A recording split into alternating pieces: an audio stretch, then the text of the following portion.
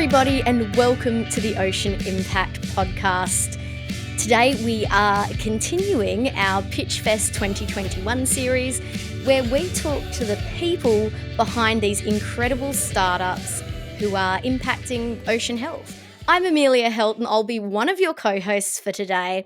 Needless to say, I'm joined by the host with the most, Mr. Tim Silverwood. How are you, Tim?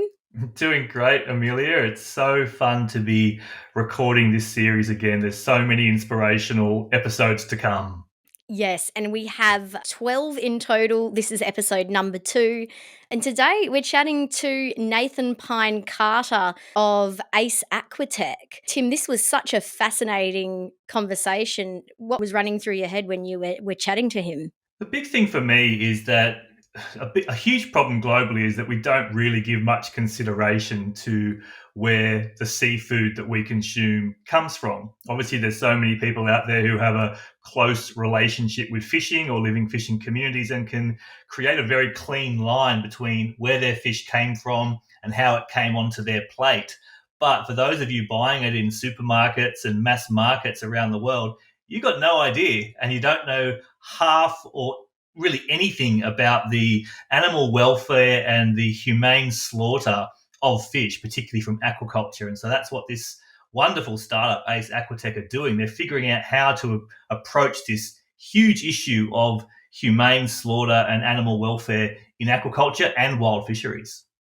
Yeah, so to give you an overview, everyone, of what this technology does, it's the humane slaughter of fish. So the fish are transported through a pipeline, and electrodes in that pipeline stun the fish into unconsciousness in the water.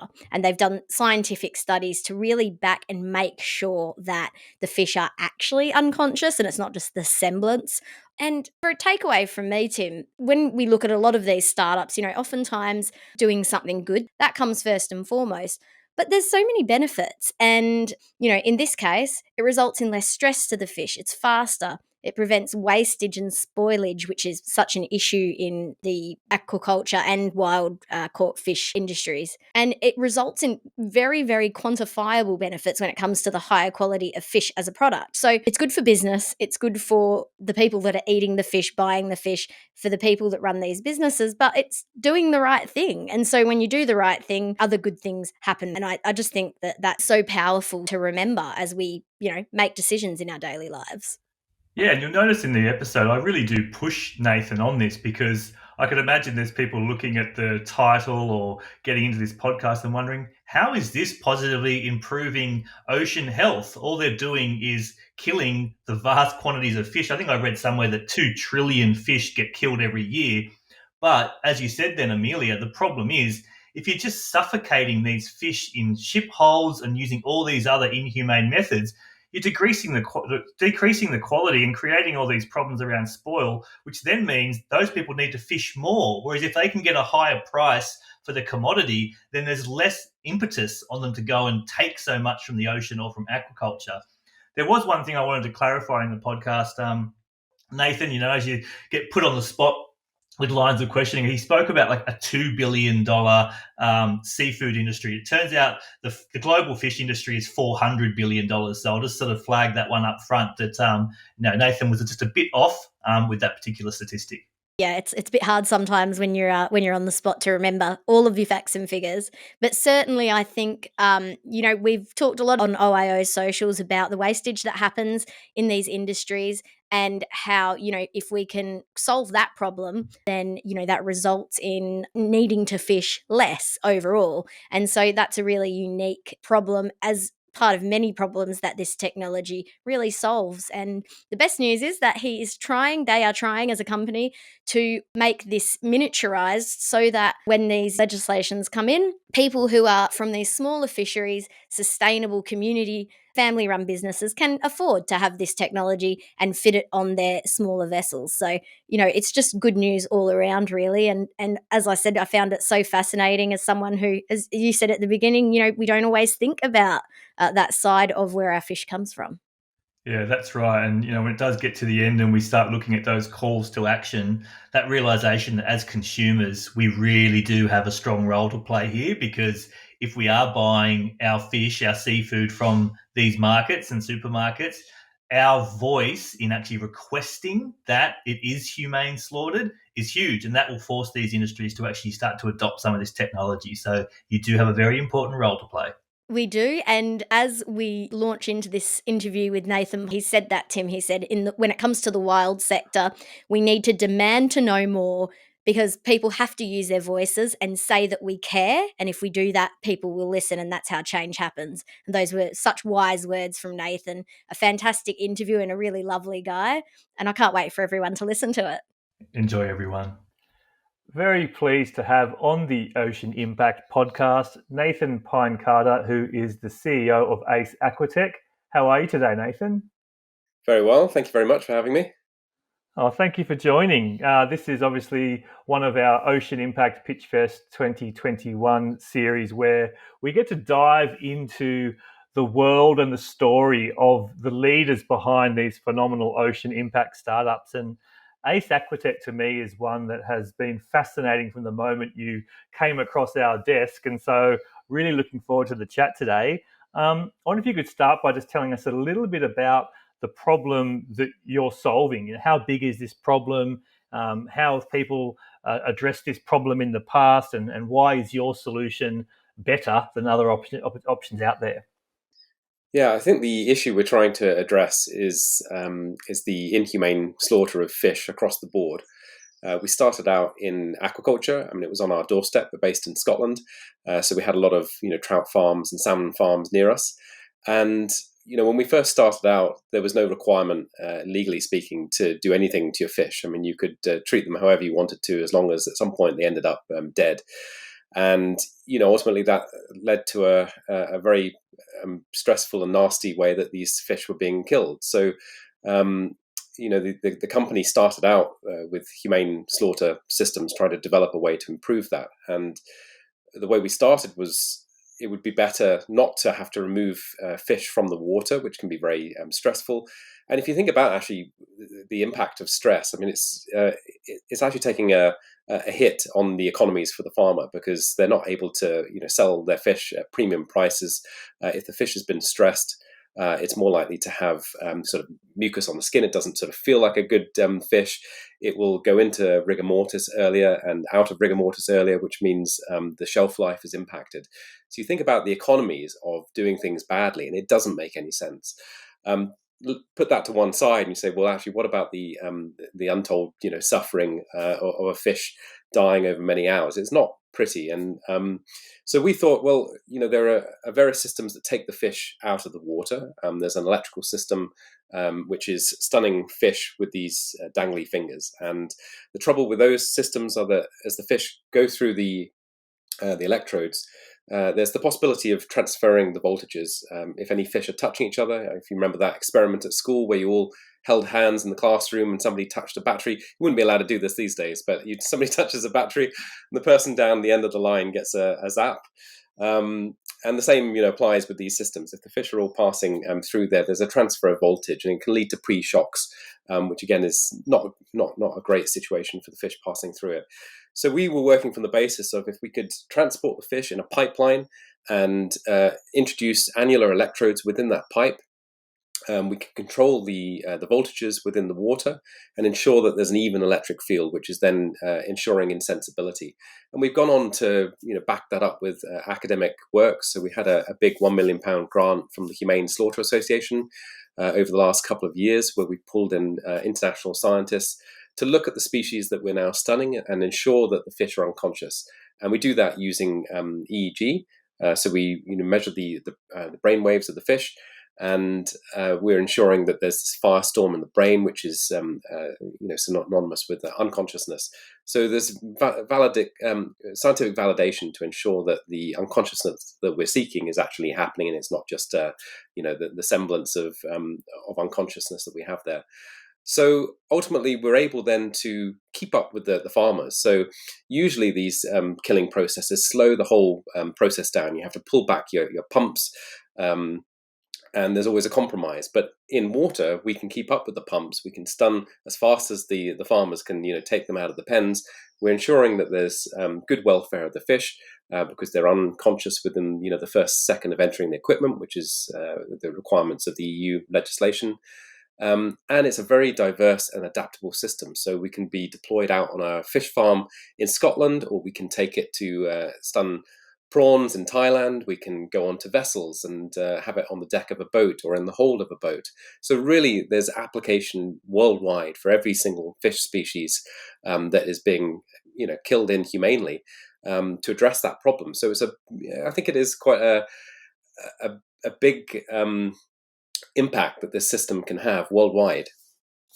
I'm just wondering what it's like for people tuning into the podcast right now, and they're understanding that the solution is fantastic from a humane slaughtering perspective and animal welfare. But let's drill a little bit deeper onto why this really is an ocean impact solution. I'm guessing what we're talking about here is a higher quality, a higher yield of product, therefore less economic losses for the fishers and farmers, and therefore a lesser impact on the ocean overall. Can you tell us a little bit more around why this is so good from a positive impact on ocean health perspective? Yeah, I mean, when we started getting into the ocean space with wild salmon in Alaska, and it was a really, interesting case because, in Alaska, they're not farming the salmon in cages. They're wild fish that go up the rivers to then spawn. And when we saw the situation there, we saw that the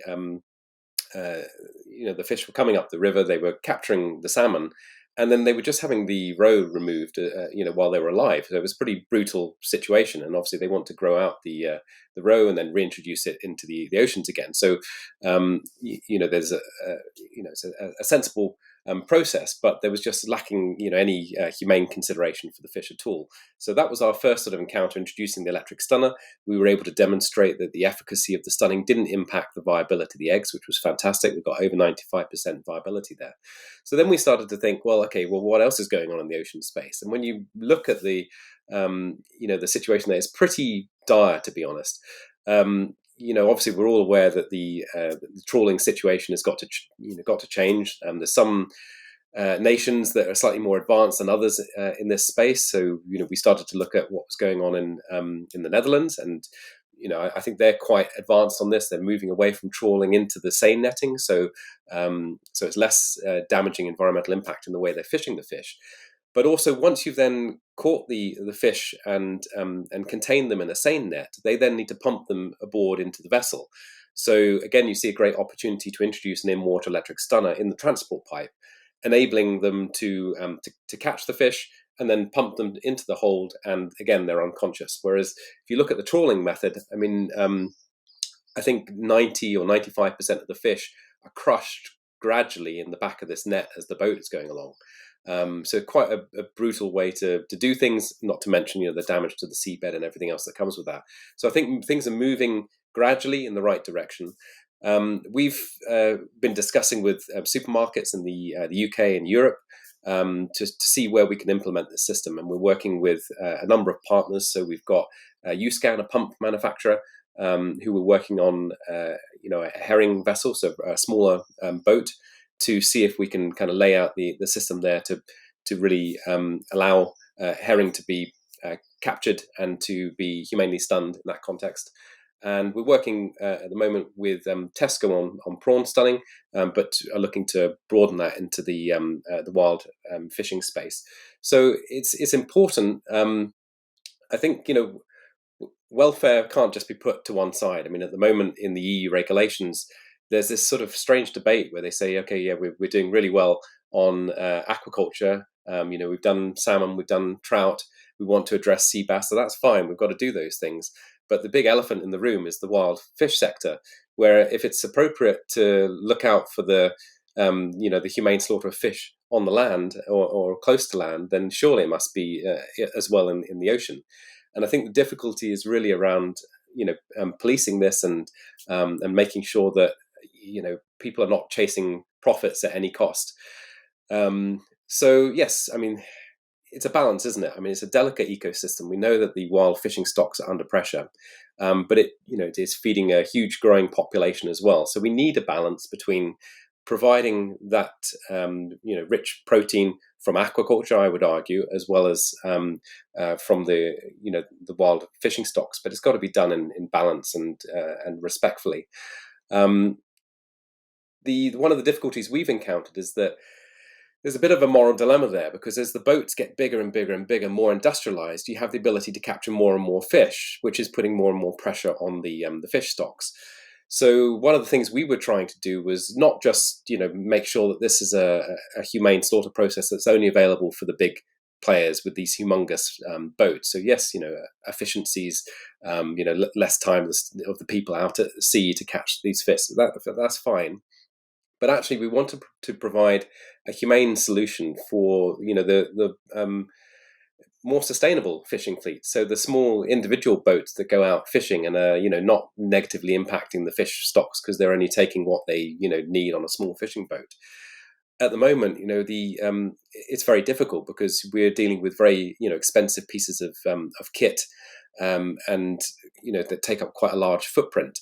And we're talking many tons, so 50 tons or 100 tons per hour going through these systems. So we've just started work on a miniaturized version of the stunner. So it's a humane batch stunner, which is around about a meter cubed, that will be ideally suited to these smaller vessels. So meaning that the EU doesn't have to hold back and say, well, if we put this regulation in, what about all the many coastal fishing fleets that can't afford this equipment? Now we're saying, right, okay, we've adapted this and designed something that is good for fish, that is economical for the farmers, and means that we don't put pressure on everybody's boat getting larger and larger and more industrialized. That actually it's a sustainable and ecologically sound way to fish and achieve a humane slaughter for the fish as well. So I would say that's probably one of the biggest things since we spoke last, is this development trying to propagate a system that everybody should be able to humanely kill a fish and meet any regulations that come through. So, yeah.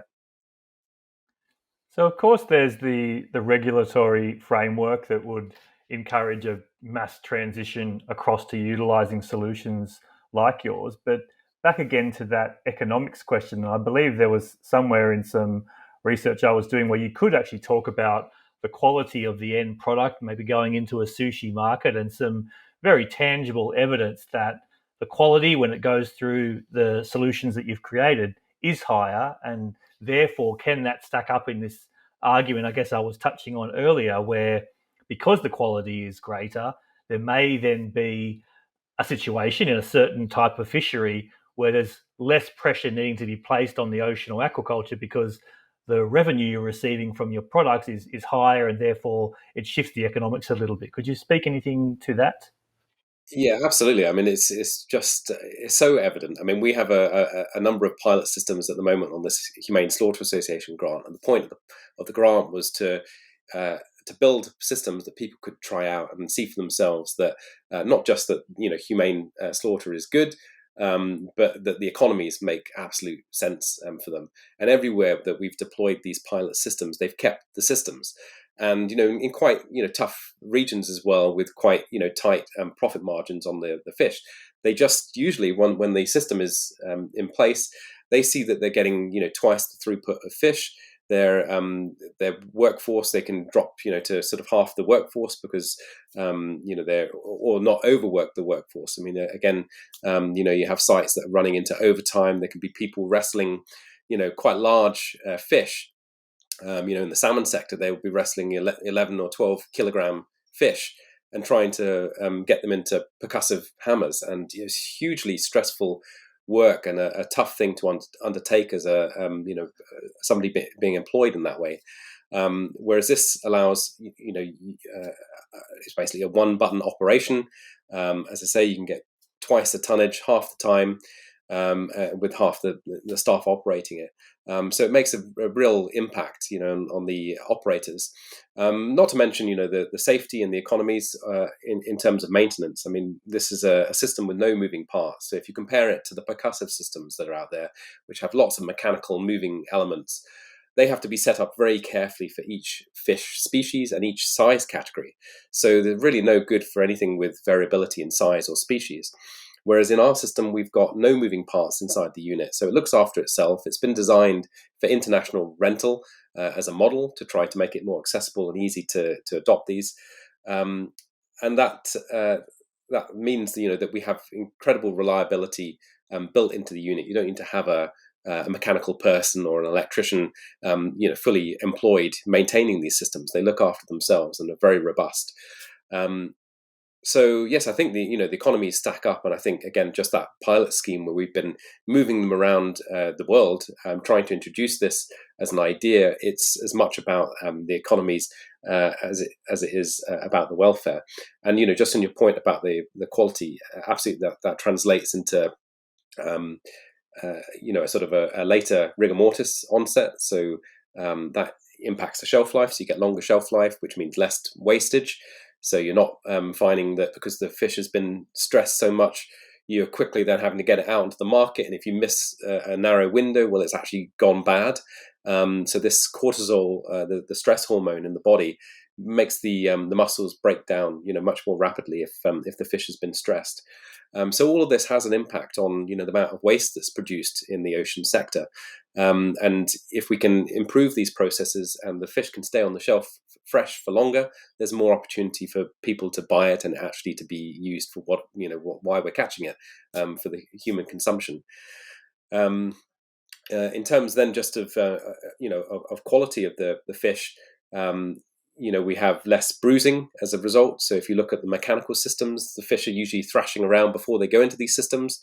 Again, the stress element, but also just in terms of downgrades. The bruising appears as brown marks on the flesh, which means it can't be sold for a premium price. We don't have that because they've been stunned in the pipe in the water, so they're not thrashing around, which means you're always getting the premium price, the top tier of price. So the economy is again more fish for top price, means more profit really for the producers. So yeah, on many accounts, it makes total sense to adopt a humane slaughter process.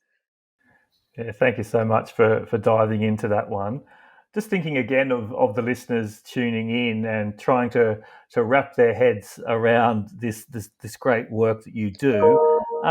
Maybe a good way to help us understand this is to think a little bit, and you might have some statistics here around the rates of consumption of fish globally. Maybe you've got some figures there around aquaculture or wild caught, and any indication of what percentage are going through humane slaughter processes, and how on earth we get it to be a much greater number if it's as low as I suspect it is.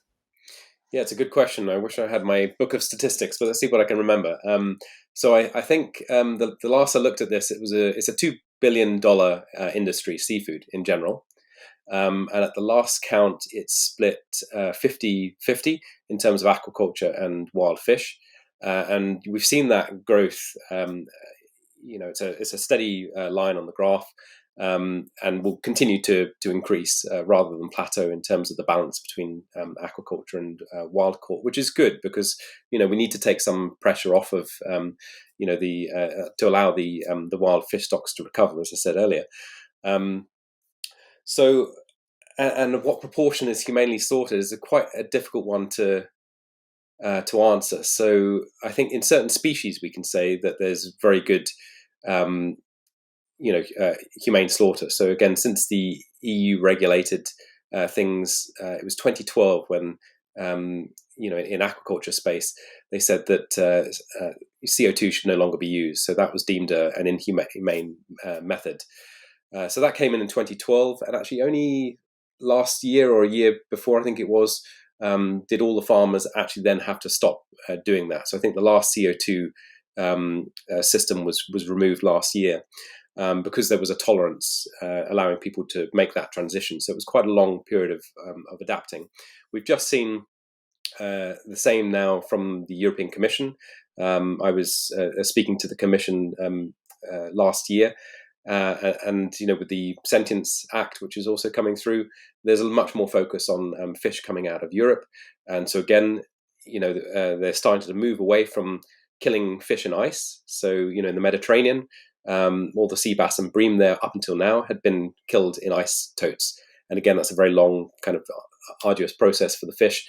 The focus now, is moving on to these other sort of more unusual fish, into the sort of the perch and river fish. We see some, great trend setters globally. Some companies are very forward thinking, pushed by, again, supermarkets like Walmart, who are getting their supply chain to adopt humane slaughter. So this is all happening in the aquaculture space, and it's a gradual thing. And you probably work out now that it's a combination of pressure from the purchasers, so the customers, looking to see humane slaughter on the shelf in some form of labeling. That's translated into the supermarket saying, right, okay, we need to put pressure on our supply chain. At the moment, it's all happening in aquaculture, and that's gone hand in hand with the regulators. Starting off originally, I think it was Tesco's 2004 with trout that pushed in the UK for that to happen. Then it was the EU with salmon in 2012, and now it's the EU on sea bass. So it's really all coming out of Europe. We've just seen in Canada a humane slaughter legislation that says that the fish there need to be humanely slaughtered. So you start to see across the globe it's spreading, but it's all happening in aquaculture. And as I say, in the European Commission meeting that I was in with, it was an open meeting, people able to join. It was rarely mentioned that in the ocean space we need to look at this as well. I think there was one question about it, saying, all very well, we're doing this for aquaculture, but aren't these the same, living, breathing, thinking fish that play and are intelligent and all these things that we're talking about in terms of the sentience bill?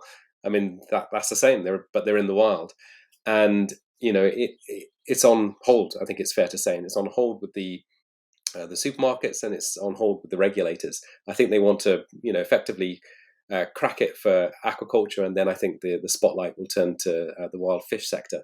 So I can't give you a precise percentage, but I can at least say that there's a balance in aquaculture in salmon, where at least everything is moved away to mechanized ways of killing the fish. You can no longer just put them in ice. There's probably a balance between electric, probably 50-50 electric and percussive in the salmon sector. In the trout sector, it's broadly all electric because the percussive systems don't work there. And in the wild space, I think some of the newer vessels coming out of the Netherlands do have either percussive or electric systems in. And we start to see more inquiries coming from that sector, which is great to see. But again, it's these big industrial boats, of which there's fewer of those than the many hundreds of vessels that go out, in the medium sort of 220 meters, length vessels or less. Out of Shetland, we get 200 fishing vessels, sort of leave that port to go fishing, and none of those have got humane slaughter. So I think you probably see where I'm going with this. It's it's a very small proportion of the $2 billion industry that's out there. You're talking in the low percentiles that have humane slaughter. So what can we do about that? I think it's just keep putting pressure on the supermarkets, keep demanding as consumers that this is an issue, and it works. I mean, we've seen this in various documentaries over the last couple of decades. Whether it's celebrity chefs getting out there saying what's happening on our farms, what's happening with our eggs, where are they coming from. It's about making this a point that we care about and that we want people to do something about, and industry does listen. I think in the aquaculture space we have very very good the fish farmers are trying to be good shepherds to their fish. I think ultimately they spend 2 years growing out the fish, and it's a very heavily regulated area, at least in Europe and particularly the UK.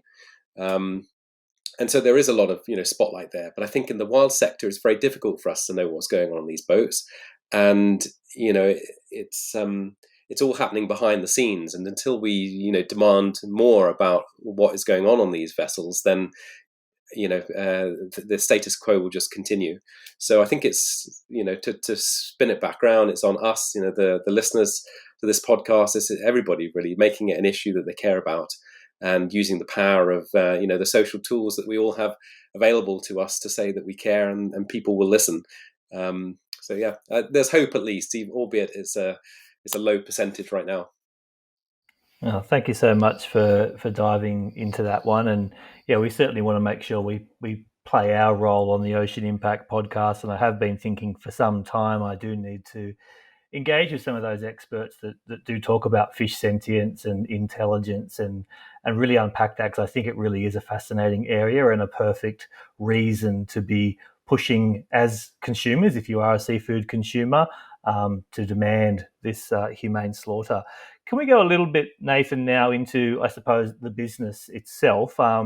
This is a question where we ask you some of your key achievements, but also some key challenges. And as you can imagine, quite often there's more challenges than achievements. But perhaps you can touch on this one for a couple of minutes, some of your key achievements and key challenges. It's just interesting how it goes when you get into business. I mean, I think we spoke last time about how my background is in in screenwriting. I started out at university thinking, oh, I'm going to be an actor, and then I had enough of that. I'd walked the boards and done that for a little bit, and various shows at the Fringe in Edinburgh, which was good fun. And then went off into writing. So that was my background. But the family, my mother, had got financially involved in this business when it was just a sort of one-man band. It was set up by John Ace Hopkins, and he had a background in fish biology. And he was a bit of a self-taught engineer, so would play in the garage, with a few of these devices. It came to a bit of a crux in at the end of 2011, and when he sadly died, and they were looking at just folding the business at that point.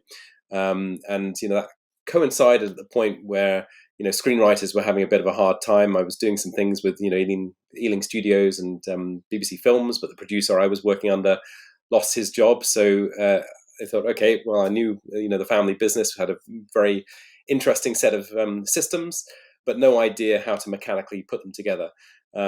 So I took the route of getting out there, writing grants. So a lot of fantastic support from the Scottish government at that point.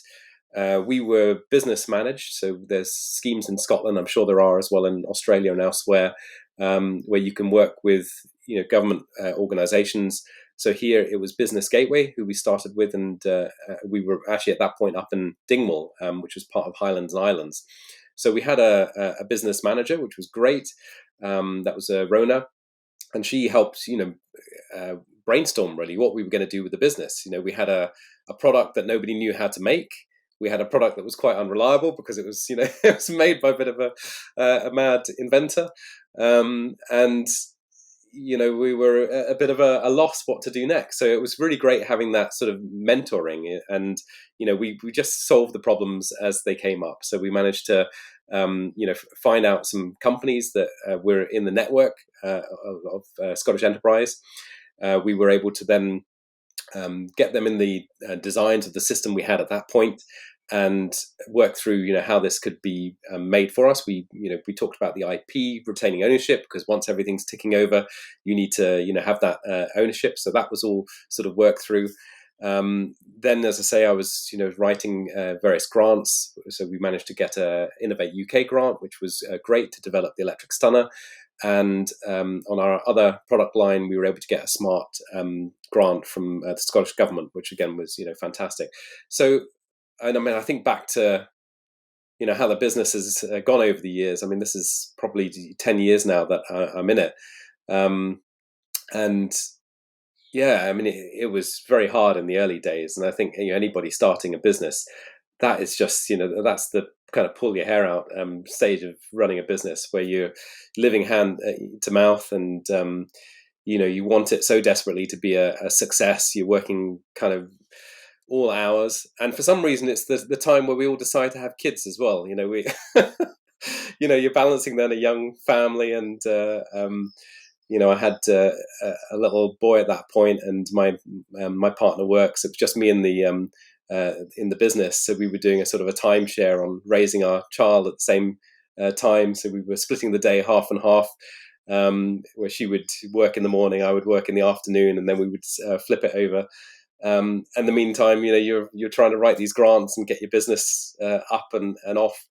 So, I mean, I don't know whether it was the combination of having kids at that point, the lack of sleep at the time, but it's a really exciting, interesting phase of your life, isn't it? And it's got huge challenges to get a business going, but there are support mechanisms there, and it is really, I think, critical to have them, because you need somebody that's not your partner to talk these things through. You need somebody who knows the availability of funding and can give you advice. So we worked through the Scottish structure, which was Highlands and Islands. Then we moved on to Business Gateway, and then into Scottish Enterprise. And the packages of support for you start to open up the further you get down this line, and that's at least in Scotland, is hinged to your income levels, and as you grow and start to add staff. But it's been a really interesting journey. I mean, I was terrified with the first hire that I made. It felt a huge responsibility to bring somebody else under the umbrella of your business. And I think back now, it's funny because we've, over the COVID years, we've hired over 25 people. So I'm obviously over that now. But at the time then, it was such a huge undertaking, and because of the it's a sense of responsibility, it's a sense of faith that somebody is leaving a pretty reliable job and believes in what you believe, that this company can be a success. But there's a lot of pressure and stress with that first hire, because you suddenly feel you've got to take somebody under your wing, and if it all goes wrong, well, that's impacting somebody else's life. So these are just moments, aren't they, in time where you look back and you think, God, that was tough. And things have evolved. They're different. We're on this program now where we're working towards our Series B raise at the moment. And so as the business has grown, we've rapidly increased our headcount. We've increased our offices. We've increased the partnerships that we have with people helping us produce these fantastic pieces of kit and interesting technologies that spread various things, whether it's switching electronics in the stunners to AI in our camera systems. It's really fascinating how the company has evolved. And I didn't set out at the beginning thinking, we would go off in this VC route and raise our Series A, go on to B, and then on to C. It sort of developed that way. As we got momentum, I knew we wanted to grow the business, but it got to a point where we were doing okay, and I was like, well, we could probably go for a Series A now. We could probably do the VC thing because we've got enough traction. And then we had this moment where we were introduced to Aquaspark, who are fantastic investors in the blue growth scene. So that's Amy Novokratz and Mike Veiling, fantastic investors who sort of lead with their ESG credentials. So they've got a remit really to help provide solutions to the growing world population, and invest in various technologies, whether it's tech in the aquaculture sector, whether it's petri dish growing of protein or prawns.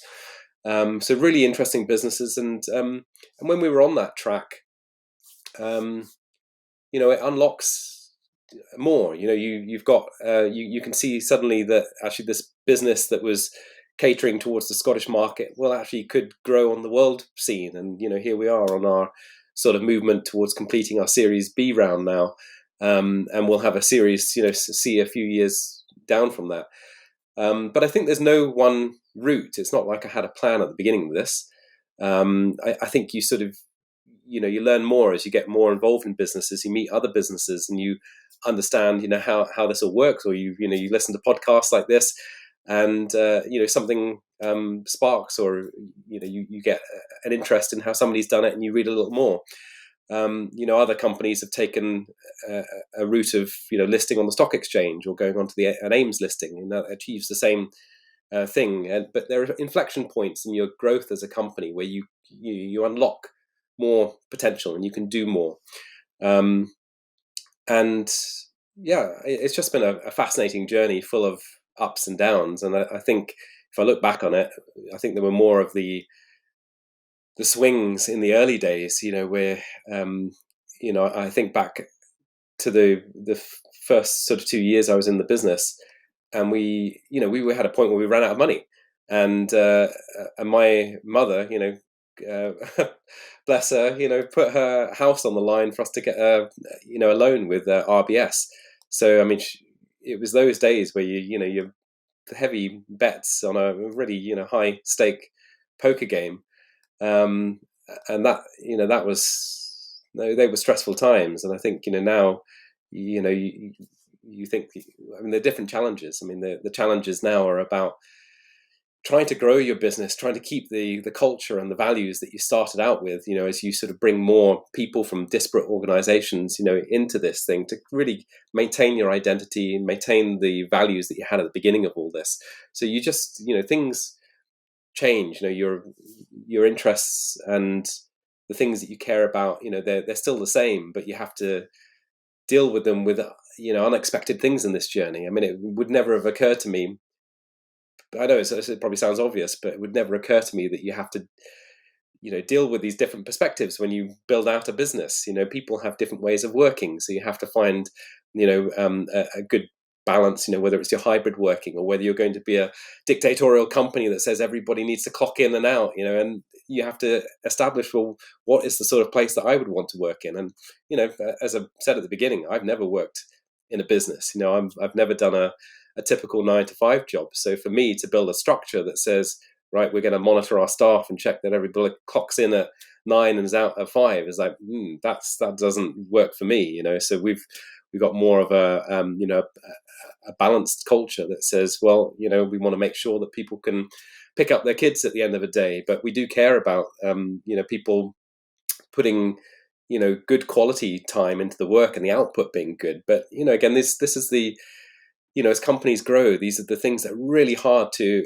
enshrine as a culture in the company, and you have to think very carefully about how you do it. So again, it's just been a fascinating journey, and just you don't get all of this, I suppose, when you read a book or whatever. You just have to experience it.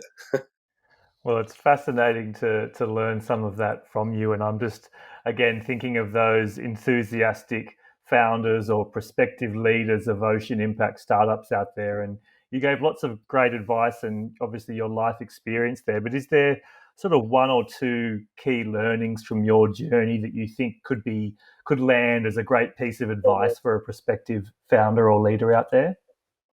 I think the biggest thing of all is when you find the right person or people in your company, is to really go all in on trusting them. Because I think the thing that holds most businesses back is I think back to John in the early days, and the reason the business never flew earlier, and it was because he was creating all these systems himself. He was always terrified about people copying the latest great idea. And yes, you don't want to be silly. You need to make sure that your ideas are patented or copyrighted.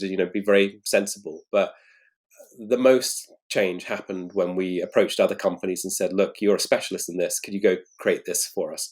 And just trusting that you've got the right partnership, you've got the right legal agreement in place, so that you can hand something over. And it's at that point, when things can really fly, because you can't spend your life trapped in a garage, making things, if it's going to be an international business. So you obviously have to decide early on what it is you want to do, and then find the people that you can trust to help you go on that journey. And I think that applies across the board, not just to the tech. Throughout this whole process of growing the business, there's been things that I did as a business owner, crosses everything from the marketing to bits of the engineering to site installation. Everything you could obsess about, somebody else is not going to be able to do it as well as me, but you'll find yourself doing it for the rest of your life and never able to grow your business. So I would say the most important thing of all is trusting somebody. And yes, they're going to make mistakes, and they're going to do it not as well as you could do it. It just goes without saying.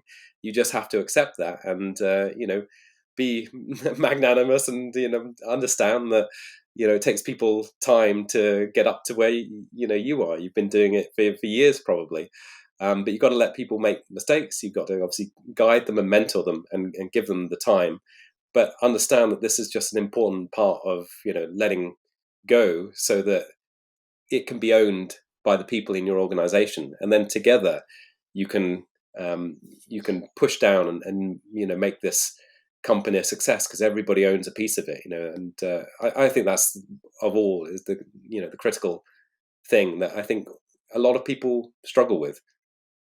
Yeah, thank you for that. I'm sure that's going to land very firmly in the ears of listeners out there.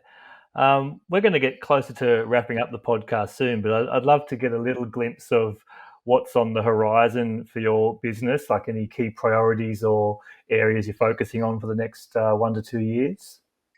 Yeah, so we're just, as I say, completing our Series B at the moment. So there'll be some new investors coming on board. We're putting a lot of focus in the Norwegian market at the moment. So we're trying to grow out the office there and really replicate what we've done in Dundee.